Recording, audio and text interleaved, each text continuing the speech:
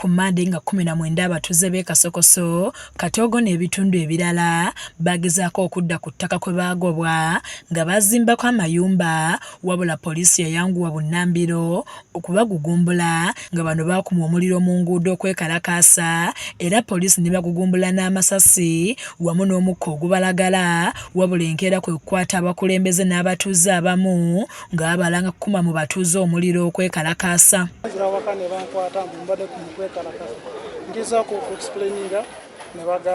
Kyamazima ne wano enkira tufa ababbi bangi ng'ate bali mu gavumenti eno emaze ku nsi emyaka 40. Okusinziira ku batuuze bagamba nti babadde bakeeranga ku poliisi okununula abantu baabwe be bagamba nti tebalina musango. Abasinga bonna bali malwaliro tiyagaasi naye nga twagulawo obuguzi ettaka tulimazeeko emyaka 2 n'omusobyo. UR ne tusasula omusolo okiwulidde layisensi ne tugisasula bo nga tebagugaana. Abatuuze oluvannyuma lw'okulemerako nga bakulembeddwamu bannamateeka baabwe okuli Umaruisa Abirye bagumbye ku poliisi nga basookedde ku ya Jinja Road enakwate kwe kubasaka bangali ya poliisi ne bavuga paka ku kitebe kya poliisi ekira, era abatuuze bagenze bagoberera kabangali ya poliisi.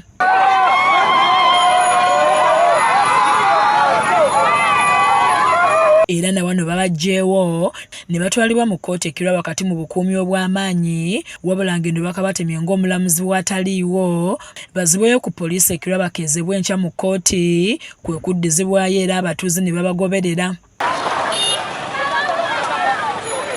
Nga batuusiddwa ku poliisi y'Ekira, abakulu okuva mu poliisi y'e Jinja Road ne Kira beesozza akafubo ke batakkirizamu bannamawulire ne bannamateeka ne batuuka ku nzikiriziganya, oluvannyuma abasibe kwe kubayimbula ku kakalu ka poliisi. Ensonga z'ettaka lyaffe naye kitwewuunyisiza nti kkooti tesobodde kutuula.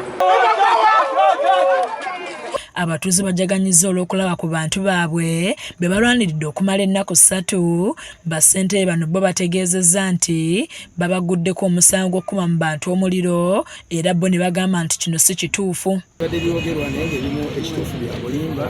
Ffe tugamba nti poliisi ekintu kye yakola kyali kimenya amateeka. Abatuuze balaze obwennyamivu olw'embeera eno egenda mu maaso, era ne bagamba nti si beetegefu kuva ku ttaka lino kubanga lyabwe, nga bawanjagidde pulezidenti aveeyo ku nsonga eno. Kubanga ffe poliisi yatusangawo, poliisi yatusanga ku ttaka eryo, si ffe abaasangawo poliisi. Tuba tulonda nga tebatugamba nti akalulu ke Kasokoso mukaggyemu nga tubalonda batuleke ku ttaka tusobola kwesasulira. Meeya wa munisipaali y'Ekirwa Julius Mutebi Nsubuga nga y'omu ku batuuze abadde ku poliisi asabye poliisi okukomya okukozesa eryanyi erisukkiridde nga tebakulembeza kuteesa n'abatuuze, kyokka nga nabo ng'abakulembeze balekebwa mabbali ng'ensonga zino zitandika, era n'asaba bekikwatako okuteekawo enteeseganya balabe nga baliyirira abantu bano nga bwe kyakolebwa ku bannaabwe ab'e Bukasa nabo abaali ku ttaka lya gavumenti. Mu Kasokoso tebalina mirimu, tebalina ki, abantu abo bafuuka obulabe eri eggwanga. Abatuuze abasukka mu 300 be boolekedde akatyabaga k'okusengulwa. Kizza Peter yakusakidde eggulu erino ku lwa KSTV agaleero.